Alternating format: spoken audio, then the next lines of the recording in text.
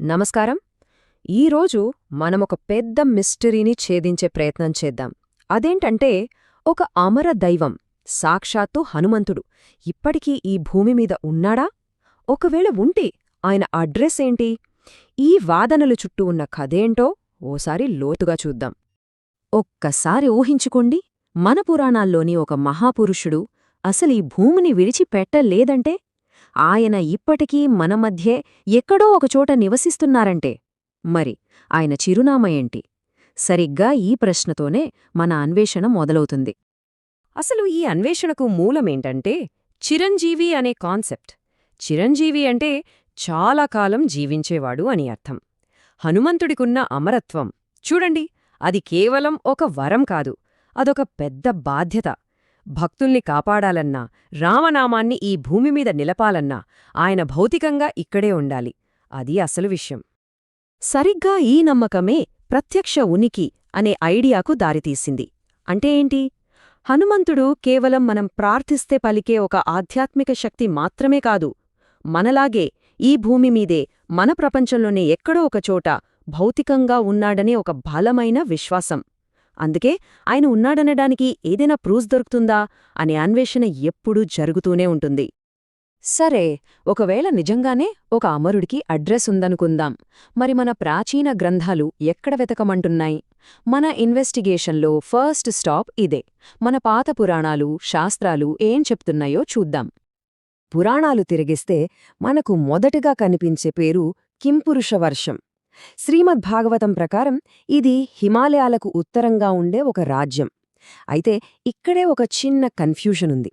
ఇది నిజంగా టిబెట్ లాంటి ఒక భౌగోళిక ప్రదేశమా, లేక మన కంటికి కనిపించని, మన లోకంతో పాటే ఉండే ఒక సూక్ష్మమైన అతీంద్రియ లోకమా?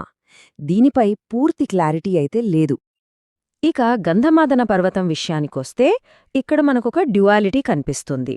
అంటే రెండు రకాల ప్రస్తావనలు. ఒకటి ఉత్తరాన హిమాలయాల్లో ఉంది. ఇది ఆయన అసలైన పౌరాణిక నివాసం అంటారు. మహాభారతంలో భీముడు హనుమంతుణ్ణి కలిసింది ఇక్కడే. రెండోది మన దక్షిణాన రామేశ్వరంలో ఉంది. ఇది ఒక పవిత్ర స్థలం, లంకకు దూకే ముందు ఆయన నిలబడ్డ చోటు. సో ఇది చూస్తే మనకు ఏమర్థమవుతుంది? ఒకటి ఆయన నివాసం, ఇంకొకటి ఆయన కార్యక్షేత్రం. సరే, ఇప్పుడు ప్రాచీన గ్రంథాలను కాసేపు పక్కన పెట్టి రీసెంట్ టైమ్స్లోకి వద్దాం. ఇక్కడ అన్వేషణ ఇంకాస్త థ్రిల్లింగ్గా మారుతుంది.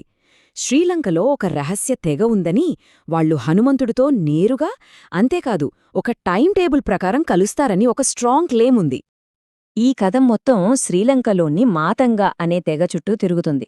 వాళ్ళేం చెప్తున్నారంటే, హనుమంతుడు ప్రతి 41 ఏళ్లకొక్కసారి వాళ్ల దగ్గరకొచ్చి ఆధ్యాత్మిక బోధనలు చేస్తాడట. వాళ్ళు ఈ సంభాషణలన్నిటినీ ఒక లాగ్ బుక్లో రాసుకుంటారట కూడా.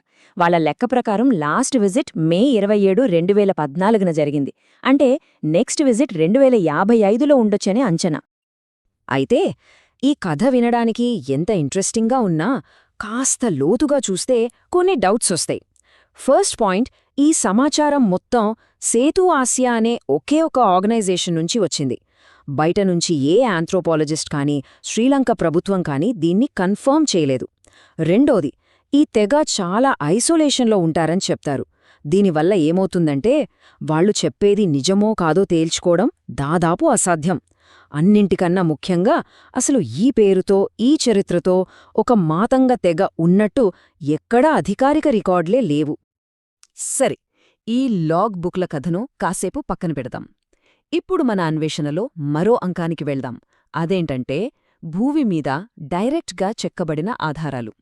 అవును, మనమిప్పుడు చూడబోయేవి చాలా విజువల్ ఎవిడెన్స్. అవే భారీ పాదముద్రలు. ఇవి ఎక్కడో ఒకచోట కాదు, ఆసియా అంతటా మనకు ఇలాంటి భారీ పాదముద్రలు కనిపిస్తూ ఉంటాయి.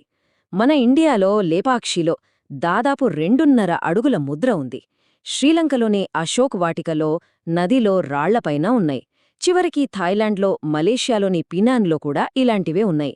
ఈ ప్రదేశాలన్నీ కలిపితే భక్తుల నమ్మకాల ప్రకారం ఒక పవిత్రమైన మ్యాప్లాగా ఏర్పడుతుంది. ముఖ్యంగా మన లేపాక్షి పాదముద్ర గురించి చెప్పుకోవాలి. దాని చుట్టూ చాలా బలమైన నమ్మకాలున్నాయి.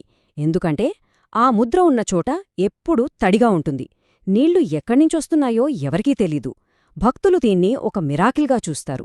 సాక్షాత్తు దైవం అక్కడ కాలు మోపడానికి ఇంతకన్నా నిదర్శనం ఏం కావాలి అంటారు? మరి సైన్స్ ఏం చెబుతోంది?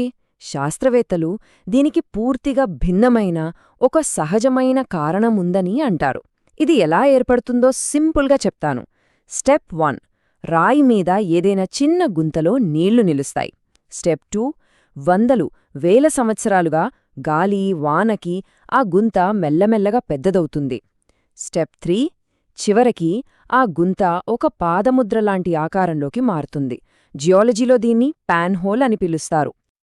ఈ జియాలజికల్ ప్రాసెస్తో పాటు మన బ్రెయిన్ సైకాలజీ కూడా ఇక్కడొక ముఖ్య పాత్ర పోషిస్తుంది. మన మెదడుకి ఒక అలవాటుంది. ఏ సంబంధం లేని ఆకారాల్లో కూడా మనకు తెలిసిన ప్యాటర్న్స్ని వెతుక్కుంటుంది. దీన్నే సైంటిఫిక్గా పారిడోలియా అంటారు. అందుకే కదా మనం మబ్బుల్లో జంతువుల్ని, రాళ్లమీద ముఖాల్ని చూస్తాం, అలాగే ఆ గుంతల్లో పాదముద్రల్ని చూస్తాం.